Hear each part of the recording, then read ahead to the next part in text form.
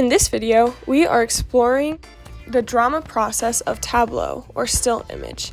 In Tableau, a group creates different poses to construct a three-dimensional visual picture describing a specific image or scene.